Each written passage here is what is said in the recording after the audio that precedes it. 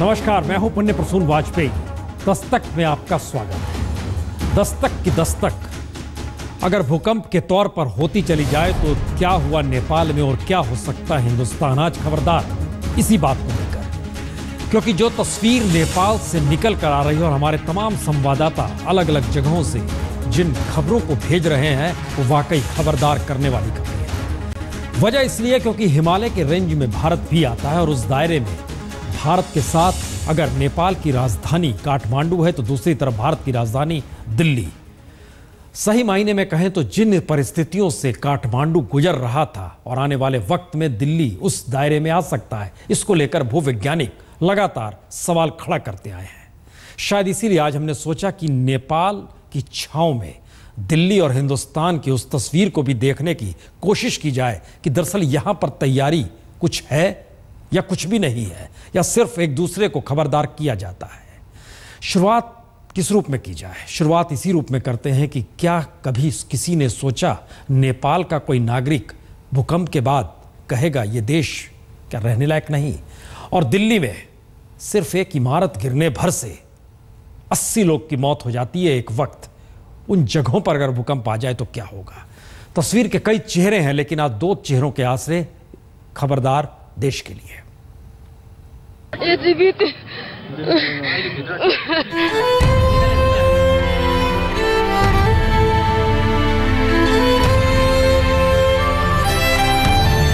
हमारा बीवी और बच्चा पैदा है।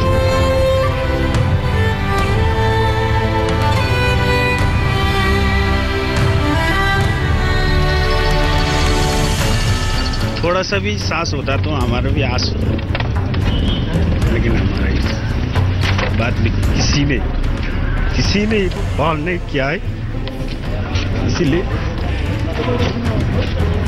ऐसा देश में कैसे हम लोग रहेंगे? अब इस देश में कौन रहेगा?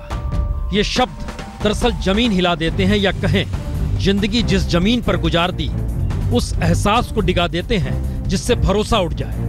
क्योंकि उसी जमीन में अपने जिंदा दफन हो गए और अब उसी जमीन पर खड़े होकर यह एहसास जागे कि मदद के लिए कोई हाथ उस वक्त आ जाता तो आज खुले आसमान तले अकेले न खड़े होते। कौन सुनेगा हमारा? ऐसे भी होता है, किसी ने भी सहयोग किया होता तो हमारा आज कम से कम दो तो जिंदा हमने देखता था। आज हमारे कोई नहीं, साथ का साथ फिनिश। ये बेबसी दरअसल हजारों हजार लोगों की है। काठमांडू में ही मलबे में तब्दील जिंदगियों की सांस टूटने से पहले कोई आवाज, कोई आस किसी रूप में अपनों को सुनाई दे जाए, इसे सांस रोककर हर कोई मलबे से दूर खड़ा है। अंदर जाने के लिए रास्ता भी नहीं मिल रहा है, सबसे नीचे पड़ गया है, उसके लिए कोई वो ही नहीं हुआ, कैसे वो निकालेगा हमको मालूम।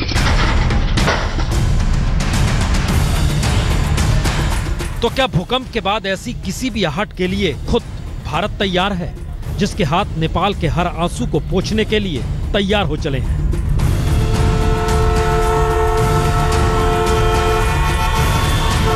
दिल्ली की इमारतों के बीच यमुना की जमीन से सटा हर इलाका सिवाय रिहाइश के कुछ और नहीं, और हर रिहाइश किसी भी भूवैज्ञानिक के लिए सिस्मिक जोन का सबसे खतरनाक मुहाना है। तो फिर यमुना नदी से सटे लक्ष्मी नगर की इन सकरी गलियों के बीच 4.5 बरस पहले एक मकान के गिरने के हालात को याद कर लीजिए। तब एम्बुलेंस और फायर ब्रिगेड की गाड़ियों को यहाँ पहुँचने में घंटों लग गए, जबकि सिर्फ 5 मंजिली एक ही इमारत गिरी थी और मलबे के ऊपर खड़े लोग मलबे के नीचे दबे लोगों की जान बचाने का रुदन कर रहे थे और पूरा देश सुन रहा था। सिर्फ एक इमारत तले उस वक्त 80 लोग जिंदा दफन हो गए। और जिस तरह भूकंप के 48 घंटे बाद भी नेपाल में मलबे के नीचे जिंदगी तलाश की जा रही है, उसी तरह लक्ष्मी नगर के ललिता पार्क के 5 मंजिली इमारत के नीचे दबे उस वक्त 30 से ज्यादा लोगों की खोज भी अगले 48 घंटों तक होती रही। हमारा बीवी और बच्चा पैदा है, 5 महीने का बच्चा है, बीवी है, उसका इंतजार में हम बैठे हैं। 3 रोज हो गया, कुछ खाया नहीं है, कुछ पिया नहीं है। मेरे लड़का, मेरे बीवी अभी तो पता नहीं हॉस्पिटल में ढूंढा, मिला नहीं है अभी तक। और उस दौर में ऐसा ही कुछ कहा जा रहा था इस दौर में जैसा नेपाल में अब कहा जा रहा है। दोनों आवाजों में कोई फर्क नहीं, लेकिन मलबे से जिंदा कोई बच नहीं पाया। तो सवाल नेपाल के भूकंप से दिल्ली जैसे शहरी रिहाइश के उस खौफ को समझने का भी है, जहां भूकंप आने पर मौत का तांडव हर गिनती को कहीं कम न कर दे। इसलिए शायद अब बड़ा सवाल यह हो चला है कि क्या दिल्ली ऐसे किसी भूकंप से जूझने के लिए तैयार है, या फिर भूकंप के झटके बिहार यूपी के जिन इलाकों में आए और मकान गिरते चले गए और मौत का आंकड़ा वहां भी 100 तक जा पहुंचा है, वैसे में भारत का कोई भी हिस्सा अगर सीधे भूकंप का केंद्र बनता है तो फिर होगा क्या? क्योंकि नेपाल तो फिर भी प्रकृति के साथ खुले खिलवाड़ से अभी भी बचा हुआ है, जबकि भारत के हर शहर तो कंक्रीट के जंगलों में खुद को बदलकर मौत से दो हाथ करते हुए हर क्षण नजर आते हैं। और प्राकृतिक आपदा जब खुले तौर पर आएगी तो नजारा लक्ष्मी नगर की इन सक्रिय गलियों से हटकर देश का वाकई कुछ और हो सकता है।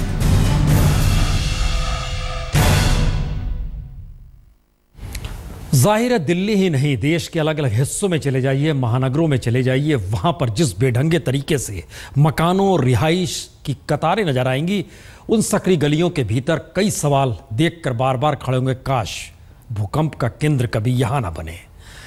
लेकिन बात दिल्ली से शुरू हुई है तो खबरदार दिल्ली को लेकर ही, क्योंकि दिल्ली में यमुना नदी बहती है, हिंड नदी उससे सटे नोएडा और ग्रेटर नोएडा तक जाती है। उसकी ही जमीन पर मकान बन रहे हैं, फार्म हाउस खड़े हो रहे हैं, कीमत लगाई जाती है 30 लाख से लेकर 1 करोड़ तक की बड़ी महंगी जमीन है इस पूरे इलाके में। लेकिन क्या कीजिएगा, चाहिए सुविधा और उपभोग संस्कृति के भीतर में क्या कुछ कैसे कैसे है। एक स्थिति आपको दिखलाते हैं कि यमुना की जमीन पर कैसे कंस्ट्रक्शन बनते चले जा रहे हैं। दिल्ली का यह इलाका यमुना रिवर बेड है। इसका मतलब बहुत साफ है कि यहां की जमीन बेहद पोपली है, लेकिन बावजूद इसके दिल्ली इसी यमुना बेड पर आकर बस चुकी है। लोग लुटियंस की दिल्ली जानते हैं, वहां पर तो आबादी 5 से 7 लाख ही है, लेकिन यमुना बेड पर जो कंस्ट्रक्शन है और वहां जितने बड़ी तादाद में लोग रहते हैं, उनकी तादाद 30 से 40 लाख लोग हैं। और इन 30 से 40 लाख लोग उस जमीन पर रहते हैं जो कि बालू की जमीन है, पोपली जमीन है। अब जरा आप कल्पना कीजिए कि आप जो दृश्य देख रहे हैं उसमें यमुना बेड की जमीन ही उसी पर निर्माण कार्य किस तेजी से है और सब कुछ उसी पर है। इस पुल पर हम खड़े हैं, दूसरी तरफ मेट्रो चल रही है, मेट्रो भी उसी जमीन पर है, और उसके बाद रिहाइश का पूरा इलाका। ये वो इलाका है जो जहां पर जमीन की कीमत 1 करोड़ रुपए 100 स्क्वायर मीटर की है। अब आप कल्पना कीजिए कि इन जगहों पर लोग रहते हैं और उनकी तादाद 30 लाख से ज्यादा की है। और ऐसे में अगर भूकंप का केंद्र दिल्ली बनता है तो क्या स्थिति हो सकती है, उसका अंदाज सिर्फ इस बात से लग सकता है कि दरअसल कितनी खतरनाक स्थिति दिल्ली में भूकंप को लेकर हो सकती है। और शायद इसीलिए ये एक खतरे की घंटी है कि आने वाले वक्त में दिल्ली को लेकर अगर नहीं संभला गया तो फिर शायद डिजास्टर मैनेजमेंट नाम भर कर रह जाएगा और स्थिति विकट होती चली जाएगी। कैमरा पर्सन रितेश के साथ पुण्य प्रसून वाजपेयी, आज तक। यह सिर्फ एक तस्वीर है, दरअसल दिल्ली के भीतर भी एक डिजास्टर मैनेजमेंट काम करता है। वो रिपोर्ट आपको दिखाएं उससे पहले हमें लगता है कि काठमांडू शहर किस रूप में जाना जाता है। सही मायने में कहिए तो इस पूरे दौर में आधुनिकतम शहर, पर्यटक शहर और शायद धर्म और संस्कृति की पहचान लिए हुए शहर। सब कुछ वहां पर बदल जाएगा आने वाले वक्त में, क्योंकि वो शहर बदलेगा और बदलने के अलावे उसके पास कोई दूसरा चेहरा बचा नहीं, क्योंकि सब कुछ ध्वस्त हो चला है। उन शहर की गलियों से गुजरते हुए जरा काठमांडू शहर को देख लीजिए।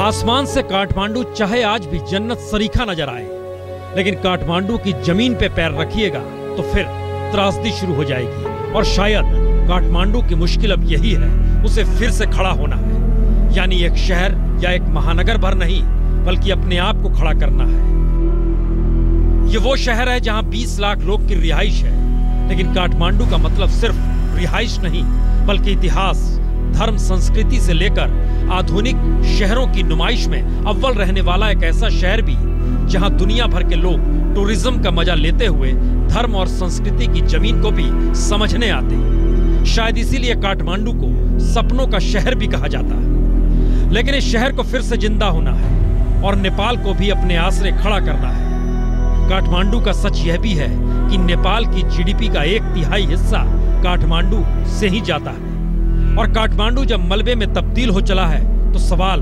नेपाल की अर्थव्यवस्था का भी है और शायद सवाल वहां की कलात्मकता और संस्कृति का भी है, क्योंकि सब कुछ तो ढह चुका है। कलात्मक इमारतें ढह चुकी हैं, धर्म संस्कृति की पहचान इमारतों से निकलकर सड़क चौराहों पर बिखरी पड़ी है, रिहाइश सड़क पर टेंट तले हो चली है।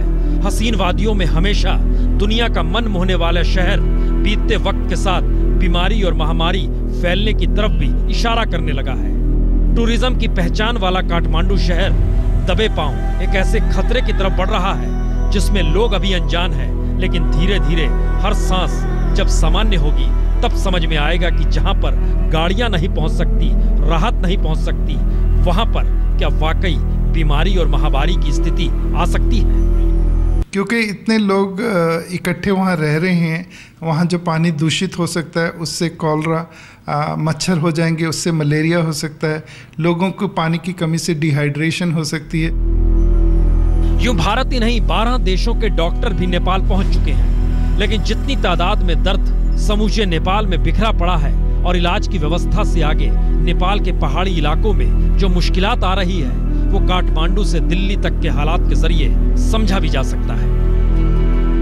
आज हम लोग एक टीम जा रही है जो एसेस करेगी कि कितनी वहाँ जरूरत और है और क्या वहाँ का सिचुएशन है। दूर दराज के इलाके हैं जहाँ पे भूकंप के झटके लगे हैं, लोग घायल हुए हैं, उनके आने का सिलसिला अस्पताल में जारी हुआ है। चूंकि रास्ते खुल गए हैं तो निश्चित तौर पर अस्पतालों में फिर से एक बार भीड़ बढ़ने वाली है, घायलों की संख्या बढ़ने वाली है। नेपाल में राहत कार्य जोर शोर से चल रहा है, लेकिन परेशानियां अभी बची हुई हैं, चुनौतियां अभी बाकी हैं।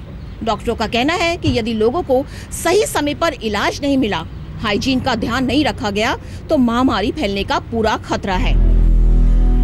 तो एक तरफ भारत नेपाल को अपने पैरों पर खड़ा करने के लिए हर संभव मदद देने को भी तैयार है, दुनिया भी अपने अपने तरीके से राहत भेज रही है, लेकिन सवाल यही है कि काठमांडू दोबारा अपने पैरों पर खड़ा होगा कैसे, और अगर खड़ा होगा तो फिर उसका अतीत इस बार शायद उसके साथ ना हो, और प्रकृति की इस मार के बाद नेपाल में जिंदगी कितने दिन बाद लौटेगी और कैसे लौटेगी।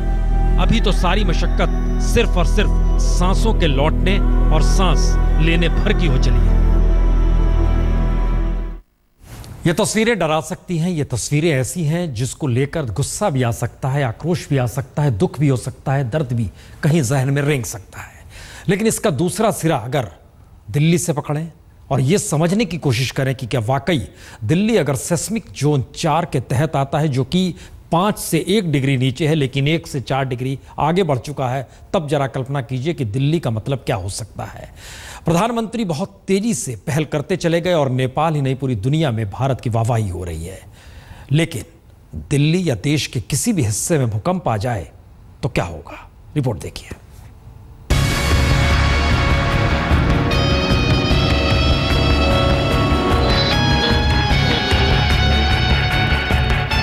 नेपाल में राहत के लिए भारत की टीम सबसे पहले पहुंची और उसकी सबसे बड़ी वजह प्रधानमंत्री मोदी की सक्रियता रही, जिसके लिए सभी ने शुक्रिया भी कहा और प्रधानमंत्री ने दिल बढ़ाकर भारत की मदद करने की सांस्कृतिक पहचान से शुक्रिया का जवाब भी दिया। लेकिन नेपाल की तर्ज पर अगर भारत में कहीं भी भूकंप आता है तो क्या प्रधानमंत्री की अगुवाई में नेशनल डिजास्टर मैनेजमेंट अथॉरिटी इसी तेजी से काम करने लगेगी? यकीन मानिए ये संभव नहीं है, और इसकी सबसे बड़ी वजह यह है कि भूकंप समेत तमाम प्राकृतिक आपदा के दौर में राहत और मदद का काम राज्यों के हिस्से में आता है। यानी प्रधानमंत्री की अगुवाई वाला एनडीएमए सिर्फ राज्यों के लिए एडवाइजरी भर की भूमिका ही निभा सकता है, और हर राज्य का अपना डिजास्टर मैनेजमेंट डिपार्टमेंट है जिसे revenue and disaster management department के तौर पर जाना जाता है। यानी केंद्र की भूमिका मौजूदा वक्त में जिस तरह बिहार, यूपी और बंगाल को लेकर रही, वैसी ही भूमिका वह देश के किसी भी हिस्से को लेकर अपनाएगी। यानी नेपाल की तर्ज पर वह खुलकर सामने आ नहीं सकती। लेकिन यहाँ सवाल है कि राज्यों का अपना डिजास्टर मैनेजमेंट काम कैसे कर रहा है, और खास तौर से जब दिल्ली भी कांप गई तो ऐसे में दिल्ली का क्या हाल है। चलिए आपको दिल्ली के हालात दिखाते हैं, जो कि भूकंप के लिए सबसे खतरनाक हालात पर टिका है, क्योंकि दिल्ली सेस्मिक ग्रेड 4 में आता है। और दिल्ली को लेकर अगर अधिकारियों की सुने तो दिल्ली वाले खुश हो सकते हैं कि दिल्ली वाकई सक्रिय हो चली है। यानी दिल्ली के सीएम अरविंद केजरीवाल काम कर रहे हैं। ऑपरेशन सेंटर है वो 24 घंटे 7 दिन खुला होता है। किसी प्रकार की डिजास्टर भी हो जाती है तो उस सेंटर को ऑपरेशनलाइज करते हैं हमारे डिविजनल कमिश्नर साहब। उसके अतिरिक्त 11 जो हमारे डिस्ट्रिक्ट हैं उसके अंदर भी सेंटर बने हुए हैं, इमरजेंसी ऑपरेशन सेंटर। लेकिन अधिकारियों की बातों में ना जाएं। दरअसल हमारे संवाददाता अमित चौधरी हकीकत जानने के लिए दिल्ली डिजास्टर मैनेजमेंट के दरवाजे पर पहुंचे तो उन्होंने वहां जो देखा समझा वह आप ही देख समझ लीजिए। हम मौजूद हैं दिल्ली डिजास्टर मैनेजमेंट अथॉरिटी के ऑफिस में और ये ऑफिस कैसे काम करता है ये हम आपको दिखाएंगे। फिलहाल ये ऑफिस की बिल्डिंग है और आप देख सकते हैं यहाँ पर भी आपको टेम्पररी शेड्स मिल जाएंगे और इन्हीं शेड्स के नीचे ये ऑफिस काम करता है। फिलहाल ये बोर्ड आप देख सकते हैं इमरजेंसी ऑपरेशन सेंटर और इसका जो कॉल सेंटर नंबर है 1077 है और ये 24/7 काम करता है। तो आइए फिलहाल अंदर चलते हैं और अंदर चल के देखने की कोशिश करते हैं, झांकने की कोशिश करते हैं कि ये ऑफिस कैसे काम करता है और किस तरीके की सूचनाएं इन्हें मिलती है। सबसे पहले तो आपको यहाँ पर ये कुत्ता दिख जाएगा जो फिलहाल जितने भी जो ऑपरेटर है उनके साथ यहाँ पर बैठा हुआ है। चलिए कुछ तो सवाल कुत्ते के सोने या कुत्ते के भागने भर का नहीं है। सवाल ये है कि दिल्ली 11 जिलों में बटा हुआ है और जिलेवार डिजास्टर मैनेजमेंट ऑफिस काम कर रहा है। ऐसे में दिल्ली के उत्तरी जिला के डिजास्टर मैनेजमेंट के दफ्तर का हाल भी देख लीजिए। किसी भी आपदा से निपटने के लिए दिल्ली के हर जिले में डिस्ट्रिक्ट डिजास्टर मैनेजमेंट का ऑफिस है। फिलहाल हम नॉर्थ डिस्ट्रिक्ट में हैं और इस ऑफिस में किस तरीके के मैनेजमेंट हैं, किसी भी आपदा से निपटने के लिए किस तरीके के इंतज़ाम किए गए हैं, ये जायज़ा लेने के लिए हम पहुंचे हैं। फिलहाल जो ऑफिस है उसकी बिल्डिंग देख लीजिए। बिल्डिंग बेहद पुरानी है और इस बिल्डिंग पर तारों का जो जाल है वो झूलता हुआ दिख जाएगा। अब ऐसे में सोचिए इन तारों की वजह से कभी भी शॉर्ट सर्किट हो सकता है और हर बिल्डिंग में फायर सेफ्टी के इक्विपमेंट होने चाहिए, स्प्रिंकलर सिस्टम होना चाहिए, स्मोक डिटेक्टर होना चाहिए। लेकिन यहाँ पर जब हम अंदर गए हमें कुछ नहीं दिखा। फायर सेफ्टी के नाम पर सिर्फ यहाँ पर एक जो सिलेंडर है, इस तरीके के कुछ सिलेंडर यहाँ पर रखे हुए हैं। सोचिए कि अगर कभी आग लगती है, कभी इस तरीके की आपदा आती है तो सिर्फ ये सिलेंडर ही बचाव के लिए है। अब आप जरा कल्पना कीजिए कि भारत में अभी भी राष्ट्रीय स्तर पर डिजास्टर मैनेजमेंट को लेकर कोई अलग मंत्रालय क्यों नहीं है और अलग से कोई मंत्री क्यों नहीं है। यानी नेपाल या बांग्लादेश की मदद तो हो सकती है लेकिन खुद के घर में जब भूकंप आएगा तो क्या होगा। बड़ा मुश्किल रास्ता है। सीएजी ने 2 बरस पहले एक रिपोर्ट दी थी और उस रिपोर्ट के मुताबिक कहा था आप काम कीजिए। रिपोर्ट में बहुत साफ था कि भारत के भूकंप प्रभावित इलाकों का एक मानचित्र तो तैयार कर लें। आज तक नहीं किया गया है। इमारतों के निर्माण संबंधी कानून बदल दिए जाए जिसमें भूकंप रोधी स्थितियां पैदा की जाए, आज तक नहीं हुआ है। आपदा संबंधी डाटाबेस तैयार किया जाए, आज तक नहीं हुआ है। एनडीएमए की तर्ज पर सभी राज्यों में आपदा प्रबंधन कर देना चाहिए, यह भी नहीं हुआ है। विकास के नाम पर जल, जंगल, जमीन, इसको लेकर बड़ी लंबी बहस होती रही है। क्या इन वजहों से भूकंप आता है? बड़े बांध कहीं ना कहीं स्थितियों को और विकट बनाते हैं। लोग विरोध पानी के भीतर उतर कर करते हैं कि बड़े बांध ना बनाए जाएं। जरा एक तस्वीर देखिए। जी, महज 2 मीटर। मध्य प्रदेश सरकार ने ओंकारेश्वर बांध का जल स्तर 2 मीटर बढ़ाने का फैसला किया है। लेकिन खंडवा जिले के घोघल गांव के कई किसान इसके विरोध में पानी में उतर गए हैं। 17 दिन से किसानों का जल सत्याग्रह जारी है। सत्याग्रह करने वाले कई किसानों के पैर गल रहे हैं, खून का रिसाव हो रहा है, लेकिन जल सत्याग्रह जारी है। मांगे 2 हैं। जल स्तर घटाए जाएं क्योंकि बढ़ाने से और जमीन डूबेगी और भूकंप आने का खतरा बढ़ेगा, और बांध से विस्थापितों को न जमीन मिले न मुआवजा, तो उसका तत्काल इंतजाम किया जाए। और आज भी अगर जब तक 5 लाख रुपए एकड़ कम से कम और 5 एकड़ जमीन सरकार खरीद के दे दे, जमीन जैसा चाहे 5 लाख रुपए एकड़, जी 5 एकड़ जमीन कम से कम, तो ये जब तक नहीं देगी तो लोग दूसरी जगह जमीन नहीं खरीद पाएंगे। तो सवाल ये भी है कि क्या भूकंप के दौरान बड़े बांधों को कोई खतरा है? हाल में भारतीय संसद में सरकार ने माना था कि देश के कुल 5000 बांधों में से 670 ऐसे इलाके में हैं जो भूकंप संभावित जोन की उच्चतम श्रेणी में आते हैं, यानी खतरा तो है। और हाल में ही देहरादून के भूगर्भ वैज्ञानिकों ने अपने शोध में देखा कि होली क्षेत्र में जब से झीलों का निर्माण हुआ है तब से भूकंप आने की औसत दर में बढ़ोतरी हुई है। आज तक ब्यूरो।